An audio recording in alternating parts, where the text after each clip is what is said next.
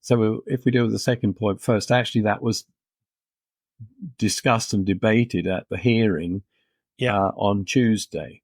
The slightly strange procedure from my point of view, just trying to understand how legislation gets passed, is that the first reading of the bill, so it's the first attempt at getting it right, went before the whole of the Holyrood Parliament. Right.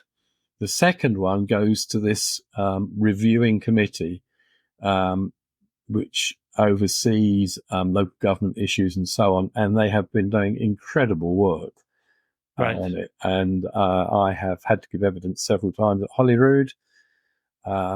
Indeed, the committee actually decided that they would leave Holyrood and come and look at the building, so they came and had one of their committee meetings here in our home, and then walked around the building. So they've been thorough, and they have not been a rubber stamp on the suggestions coming from government.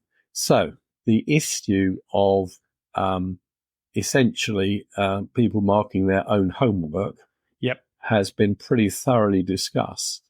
And one of the an architect, a leading architect, giving evidence at Holyrood, actually when I was there, actually referred to this, marking your own homework. And most owners,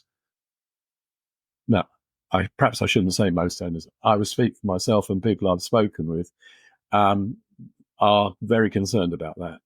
And one of the MSPs from Glasgow actually raised this point at the Holyrood Committee, where the second stage was dealt with on Tuesday, and raised it quite firmly, seeking to change the bill as it stands to make sure that this is actually overseen more tightly and dealt with perhaps slightly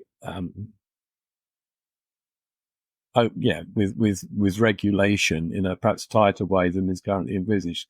And it is a real concern. Why would you trust them? Now, I'm not trying to slag anyone off particularly, but it's just, as you say, you immediately jumped on that. Surely there's a conflict of interest here. And if you are in a commercial situation where you are working for a company, and yes, you've got professional standards, and you have been asked, and they've got to be people who qualify in a specified way, and you've got to work with integrity. But there is a huge conflict when, Joe Bloggs Limited is paying your salary. Do I mention this? This is going to cost a lot of money. Can we get away with doing less? Those are the sort of thoughts that go through people's minds, and obviously through yours. And I think to say it's not resolved, whilst the issue was raised, the MSP who raised it agreed to postpone it until the final hearing, and the housing minister agreed to hear and listen further. And we'll have to see what they come up with. So we haven't got a long time scale here. This is about another month before it comes before back. The final reading. So it's pretty quick. And there are very substantial issues in here.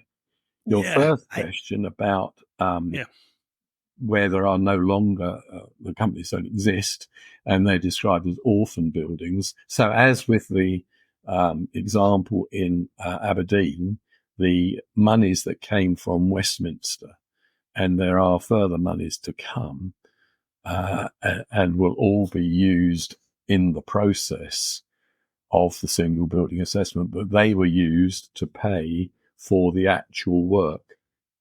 And that money has been used as well in other developments. There have been at least one development where the assessment raised such serious issues that there had to be a decision as to whether or not they should evacuate the building. Wow. You can imagine a high-rise building in Glasgow with a lot of people in it. That's one big effort to undertake. So they actually put in and paid for a waking watch, and that money was used from that fund. So the idea is that where there are orphan buildings and the builders no longer exist, then that money would go to meet that. And there is also to be a levy that is to be is still being worked out as to how the building companies will pay for that. So that's in the current legislation.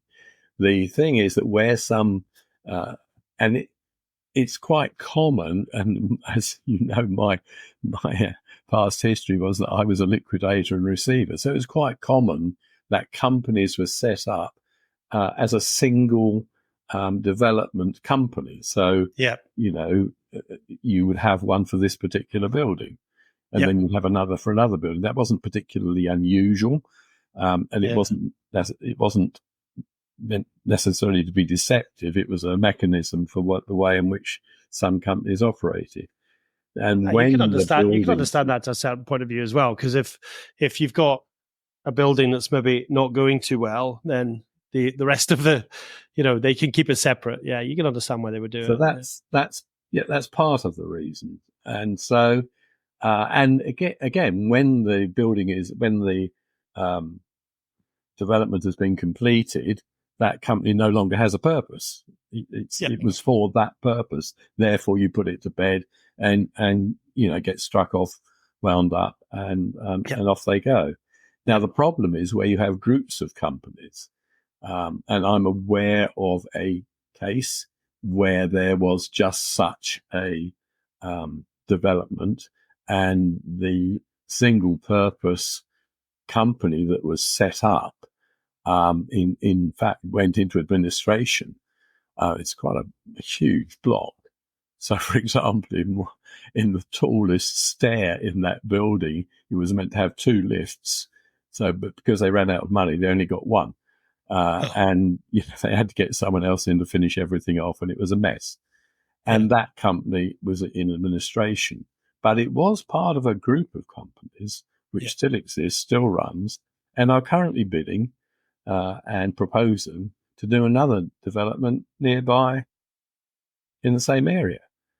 Now, this is where it gets a bit muddy, and the Scottish government are very aware of this, that really just isn't right.